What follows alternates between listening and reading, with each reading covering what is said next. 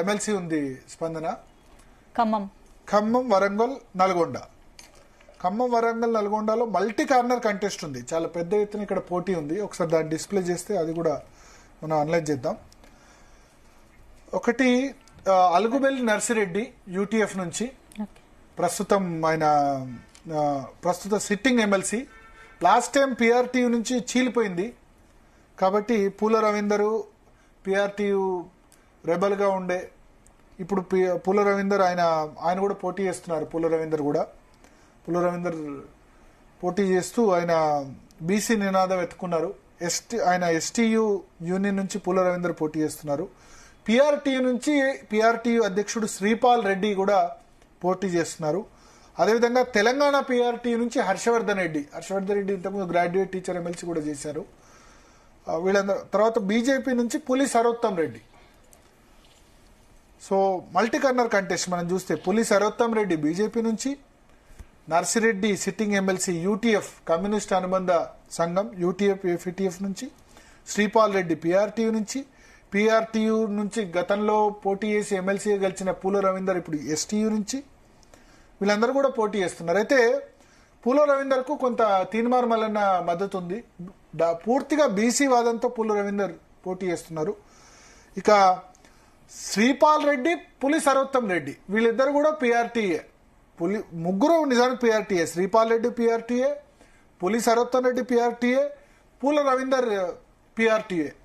ఈ ముగ్గురు PRTU union నుంచి వచ్చిన వాళ్ళే. కానీ అధికారిక అభ్యర్థిగా పిఆర్టీయూ రాష్ట్ర అధ్యక్షుడు శ్రీపాల్ రెడ్డి నల్గొండ, వరంగల్, ఖమ్మం నుంచి పోటీ చేస్తున్నారు. పులి సరోత్తం రెడ్డి ఇప్పుడు పిఆర్టీయూ నుంచి బయటకు వచ్చారు. గతంలో ఆయన పోటీ చేసి ఓడిపోయారు. ఇప్పుడు బీజేపీ క్యాండిడేట్ గా చేస్తున్నారు. పూల రవీందర్ అయితే వరంగల్, నల్గొండ, ఖమ్మంలో కొంచెం బీజేపీ వీక్ కదా, అంటే కమ్యూనిస్ట్ ప్రభావం ఎక్కువ ఉన్న స్థానం. బట్ ఈ మధ్య పికప్ అవుతూ వస్తుంది. కానీ గ్రాడ్యుయేట్ ఎన్నికల్లో కూడా అక్కడ పెద్ద ప్రభావం చూపలేదు బీజేపీ ఇంతకుముందు. అయితే పూల రవీందర్ ఇంతకుముందు నేను చెప్పినట్టు తీన్మార్ మల్లన్న సభ పెట్టి వరంగల్లో ఆయనకు అవుట్రైట్ గా సపోర్ట్ చేశారు.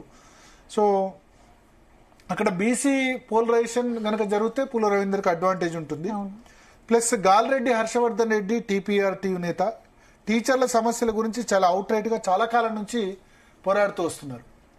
గాల్రెడ్డి హర్షవర్ధన్ రెడ్డి టీచర్లకు సంబంధించి బదిలీలు కానీ, స్పౌజెస్ కానీ, స్పౌజ్ ట్రాన్స్ఫర్స్ కానీ ఈ విషయాలన్నింటిలో కూడా చాలా కీలక పాత్ర పోషించారు. అధికార పార్టీ నేత, కాంగ్రెస్ పార్టీ నేత. కానీ కాంగ్రెస్ పార్టీ అధికారికంగా పెట్టలేదు. తెలంగాణ పిఆర్టీయూ నేత. బట్ మహబూబ్ నగర్ కు సంబంధించి ఆయన మహబూబ్ నగర్ నేటివ్ ప్లేస్ కాదు కాబట్టి కొంత అక్కడ డిసడ్వాంటేజ్ ఉంది. బట్ టీచర్లకు సంబంధించి ఎవరిబడి విల్ నోట్, అంటే హర్షవర్ధన్ రెడ్డి అంటే ప్రతి ఒక్కడికి కూడా నోటెడ్ పర్సన్.